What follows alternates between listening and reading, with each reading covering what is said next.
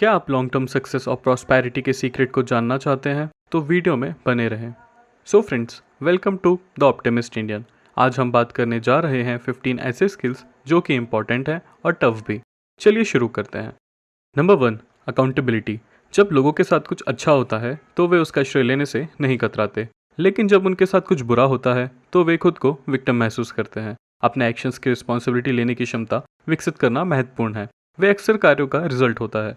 कभी कभी रिजल्ट हमारे अनुसार नहीं होता, लेकिन विक्टिम फील करने की बजाय अपने कार्यों से सीखें ताकि अगली बार आपको बेहतर परिणाम मिले। Number 2, critical thinking. हम अपने ग्रैंड पेरेंट्स की तुलना में डेली सैकड़ों नहीं हज़ारों गुना इन्फॉर्मेशन के संपर्क में आते हैं। उस इन्फॉर्मेशन को इवेलुएट करने से उसकी रिलेवेंस और मीनिंग को एनालाइज करें। यह एक ऐसी चीज़ है जिसके बारे में हमें काफ़ी कम पढ़ाया जाता है, लेकिन सच्चाई यह है कि गुड क्रिटिकल थिंकिंग आपको तुरंत बाकी लोगों से अलग कर देती है। Number 3, decision making. एनालिसिस से एक्शन तक ले जाने वाला ब्रिज इफेक्टिव डिसीजन लेना है। अवेलेबल इन्फॉर्मेशन के आधार पर यह जानना कि क्या करना है। हालांकि क्रिटिकल ना होना डेंजरस हो सकता है, लेकिन ओवर एनालाइज करना या डिसीजन लेने से पहले ज़्यादा इन्फॉर्मेशन का वेट करना भी डेंजरस हो सकता है। सीन को समझे तथा क्विकली और इफेक्टिवली रिस्पॉन्ड करने की क्षमता हर कार्य को महत्वपूर्ण बना देती है। Number 4, research. किसी से यह अपेक्षा नहीं की जा सकती कि वह सब कुछ जानता हो या फिर एक छोटा सा भी अंश जानता हो। आपको सब कुछ जानने की आवश्यकता नहीं है, लेकिन आपको तत्काल तथा बिना किसी परेशानी के यह पता लगाने में सक्षम होना चाहिए कि क्या आपको जानने की आवश्यकता है। इसका मतलब यह है कि इंटरनेट का इफेक्टिव यूज़ करना, लाइब्रेरी का यूज़ करना, सीखना, प्रोडक्टिविटी बढ़ाना या अपने कॉन्टैक्ट नेटवर्क का फ़ायदा उठाना, तथा यह सीखना कि किसी भी स्थिति में किस प्रकार से रिसर्च बहुत अच्छे से काम कर सकती है। Number 5, consistency. चाहे आप कोई भी नई एक्सरसाइज रूटीन अपना रहे हों या किसी इंपॉर्टेंट प्रोजेक्ट पे काम कर रहे हों, किसी भी प्रकार की सफलता बनाए रखने के लिए कंसिस्टेंसी बहुत ज़रूरी है। लोग अक्सर शिखर पर पहुंचने के बाद कड़ी मेहनत करना बंद कर देते हैं, लेकिन उस स्थान को बनाए रखने के लिए आपको कड़ी मेहनत करनी होगी और अपने काम में अधिक कंसिस्टेंस रहना होगा। Number 6, communicating your needs. आपके फ्रेंड्स, फैमिली और वर्कमेट्स आपके मन की बात नहीं पढ़ सकते। आपको अपनी आवश्यकताओं को क्लियरली और काइंडली ज़रूरत पड़ने पर दोहराकर बताना होगा। आप जितना अधिक कम्युनिकेशन लैंग्वेज का प्रयोग करते हैं, आप उतने ही अधिक ह्यूमैनिटी अपने आसपास की दुनिया में देखेंगे तथा आपके अंदर उतना ही ज़्यादा कम कड़वाहट बनी रहेगी। Number 7, knowing when to shut up. जब आप परेशान हो तो अपने विचारों को अपने तक ही सीमित रखना सीखें। ये बहुत ही ज़्यादा वैल्यूएबल स्किल है और निश्चित ही रूप से कठिन भी है। जब हम गुस्से में या परेशान होते हैं तो मन में आने वाली हर बात बोल देते हैं। कुछ स्थिति में चुप रहना ही बेहतर होता है, चाहे आपके व्यक्तिगत विचार कुछ भी हो। उदाहरण के लिए, जब कोई व्यक्ति इतना परेशान हो कि वह आपकी बात सुनने को तैयार ना हो, तो उसके सामने जवाब देना बेकार है। नंबर 8, आस्किंग फॉर हेल्प और एडवाइस। कभी कभी मदद मांगना कठिन होता है क्योंकि आप अपने आप को वीक साबित नहीं करना चाहते, लेकिन देर सवेर हर कोई खुद को एक ऐसी स्थिति में पाता है जहां उसे मदद की आवश्यकता होती है। सोचें कि क्या हो सकता है यदि आप मदद की आवश्यकता को नहीं पहचानते या मदद ना मांगने का निर्णय लेते हैं, तो आप बहुत बड़ी मुसीबत में फंस सकते हैं। मदद या सलाह मांगने का मतलब यह नहीं होता कि आप कमज़ोर हैं।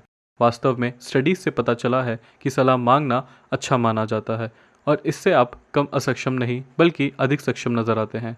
Number 9, accepting compliments and criticism. बहुत से लोग कॉम्प्लीमेंट और कंस्ट्रक्टिव क्रिटिसिज्म स्वीकार करना डिफ़िकल्ट लगता है। हम कॉम्प्लीमेंट को एक्सेप्ट नहीं कर पाते या फिर उसे कम इम्पोर्टेंस देते हैं और एम्बैरेस हो जाते हैं।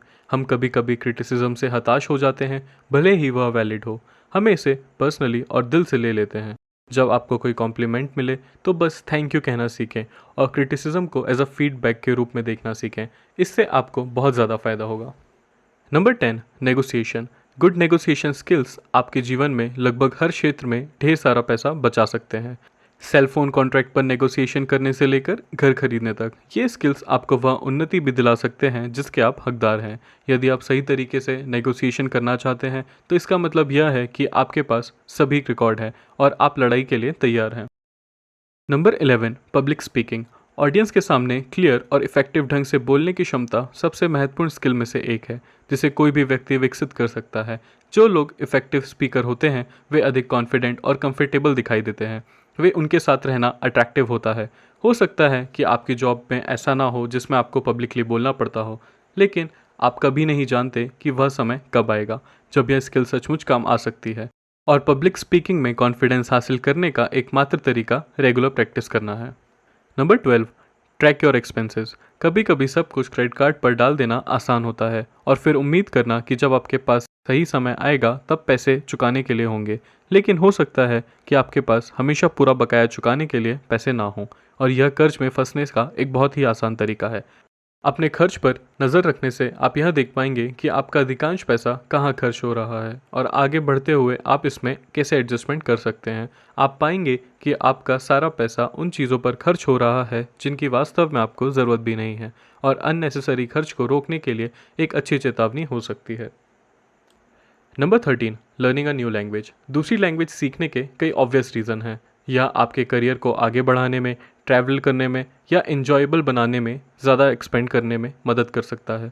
लेकिन जो शायद स्पष्ट ना हो वह यह है कि 2 या अधिक भाषाएं बोलने से आपको कनेक्टिव बेनिफिट्स मिलते हैं। फॉरेन लैंग्वेज बोलने से आपका ब्रेन और ज़्यादा शार्प हो सकता है, क्योंकि इससे उसे डिफरेंट लैंग्वेज सिस्टम को पहचानने और इसे अर्थ समझने में या कम्युनिकेट करने में चैलेंज महसूस होता है। लैंग्वेज को समझना आपके ब्रेन के लिए सबसे कठिन कार्यों में से एक है, जो इस ब्रेन को अल्टीमेट एक्सरसाइज करने के लिए प्रेरित करता है।